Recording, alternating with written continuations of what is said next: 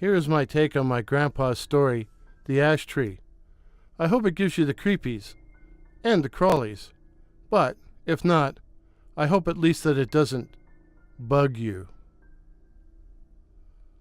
Squish it! Squish it! Diana screeched. The young librarian stood cowering, staring up at the black speck on an interior wall of the suburban branch library. The black speck was a cricket, a male which was joyfully chirping away, unaware of its imminent peril. "Oh, miss, you don't want to do that," said Andy the maintenance man. "Crickets are good luck. Here, let me catch it and put it outside in the grass." He stood a ladder next to the wall, and taking a piece of photocopier paper and a styrofoam cup, quickly captured and transported the offending insect. Diana hated bugs, insects of any kind, a weakness her co-workers often exploited. Books about creepy-crawlies and other icky things were sometimes left piled up on the circulation desk for her to check in. Ugh, it made her uncomfortable to be even handling such disgusting items. Or they were strategically placed, sprawled open, to reveal an especially gross 2-page illustration of some especially repellent cootie. She knew what they were doing, but said nothing, as she didn't want to give the twits the satisfaction of knowing how much they got under her skin. After all, you couldn't expect much civility from people with grade 12 educations. Pictures were bad enough, but actual vermin, especially spiders, almost drove her to hysterics. So when she saw the cricket snug on the brick wall, she ran to find Andy, the only one who seemed to indulge her foibles. But spiders were the worst. For some reason, the branch attracted them. They were seen climbing walls, crawling across the ceiling, or scurrying over the carpet. Webs were found in the stacks, and strange translucent creatures, thin as daddy longlegs, were sometimes observed squeezing their way out of the insides of the circulation or catalog terminals. This was odd, as it was a fairly new building, but perhaps that was what attracted them, Diana told herself. But then came the day she saw it. It was an ugly, gargantuan spider, covered with dark, grizzled hair or fur colored British racing green. It squatted in the middle of the checkout counter, flexing its multiple legs in a truculent manner, as if daring her to try to make it go away.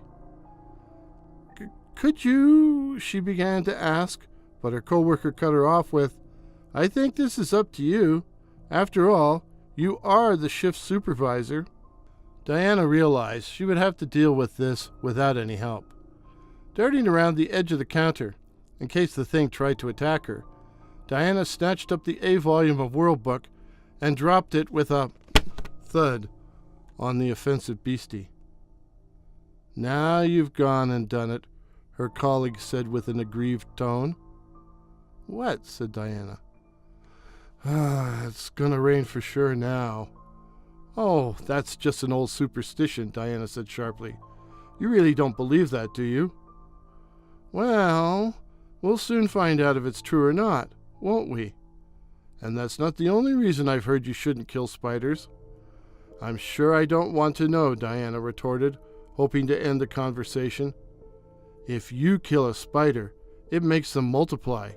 You get 7 of them for each one killed." "That sounds like a Greek myth." Diana was clearly exasperated, so the clerk decided it was time for a discretionary silence, in a passive-aggressive way. Besides, she'd had her fun. Diana leaned over the World Book, placed both hands on its sides, and then, with a gasp, quickly pulled it back to reveal nothing. The laminate on the counter was pristine, betraying no trace of blood or bug guts. Gingerly, she turned the book over to examine the back cover. Nothing. Could I have imagined this whole thing? But the clerk saw it too. Diana kept her thoughts to herself and simply restored the World Book to its rightful place. All afternoon, she tried to concentrate on work, but her mind kept coming back to the incident. I killed the spider. So where did it go? And, to make things worse, that night it did indeed rain. But rain was the least of Diana's problems, for on arriving home, she was confronted by an ugly and gargantuan spider, covered with thick dark hair of fur in a color suggestive of British racing green, squatting right in the middle of her dining room wall. It was an exact replica, the twin of the crawly bug she had killed, or thought she had killed, this very afternoon. What was it the clerk had said? If you kill a spider, it makes them multiply? You get 7 of the beasties for each one killed?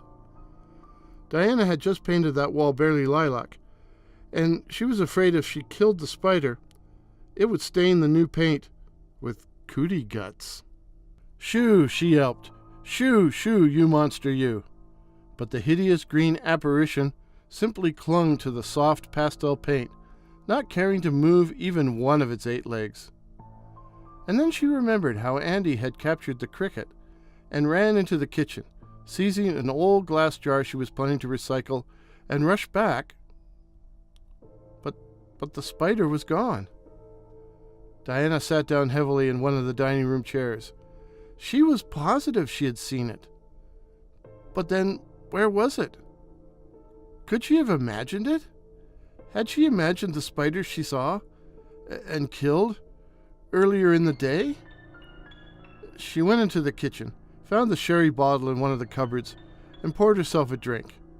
She did not believe in drinking on a regular basis, but it had been a trying day. Perhaps she was under too much stress. She was leaning back against the cupboards, glass in hand, when another of the beasties came scuttling across the top of the counter, right in front of her. The glass fell from her hand and shattered on the floor, distracting her, but when she refocused and took another look, the emerald arachnid had vanished into thin air. "What's wrong with me?" Diana said aloud, her head reeling so violently she was afraid she was going to lose her balance, and had to grab the counter for support. When the dizziness finally subsided, she reached down to gather up the shards of broken glass, only to find a dark green horror at her feet, calmly sipping sherry with its mandibles. Diana ran, cutting her feet on broken glass. She hobbled into the bathroom in search of both a bandage and security, slamming the door behind her. Something was rustling the shower curtain. For a moment, Diana was transfixed, but like Pandora, she had to know what lay behind. Not giving herself time to hesitate, she grabbed the hem of the curtain and pulled it back so violently she almost tore it from its rings. The walls of the shower were covered with dozens of racing green spiders. They clung to the back of the curtain as well, and fell off and onto the tiled floor at her bare feet. Diana ran screaming down the hall, whose walls were a moving mass of dark, hairy green. Without thinking, she ran outside and stopped dead. Outside equals nature, and nature was full of awful things with antennas and too many legs.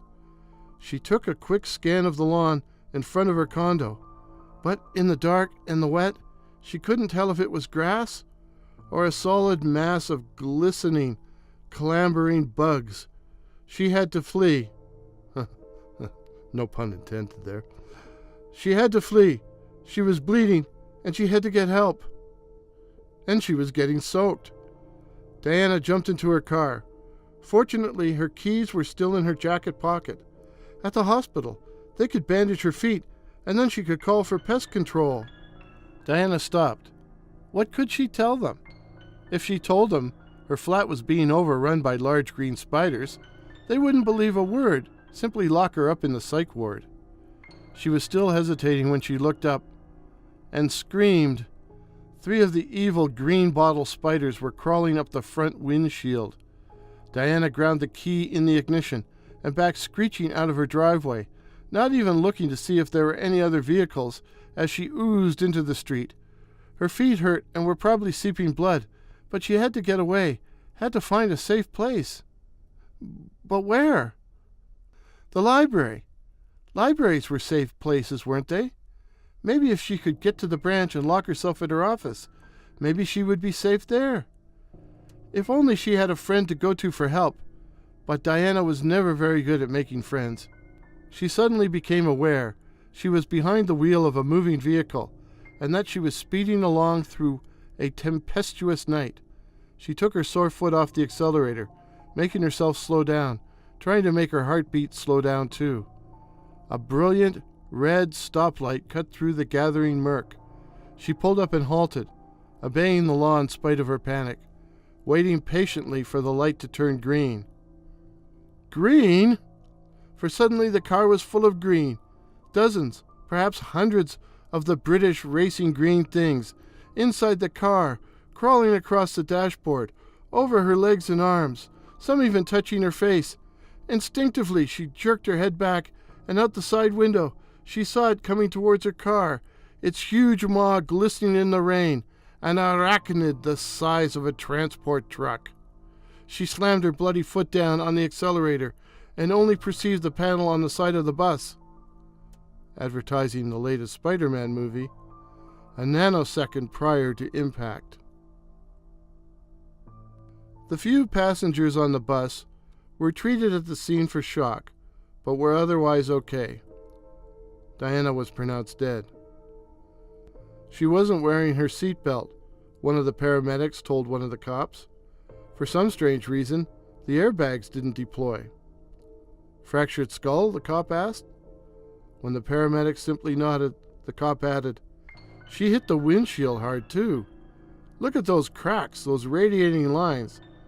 They look like a gigantic spider web." The moral of the story: never kill a spider. You might make it rain. And never use library materials to kill anything.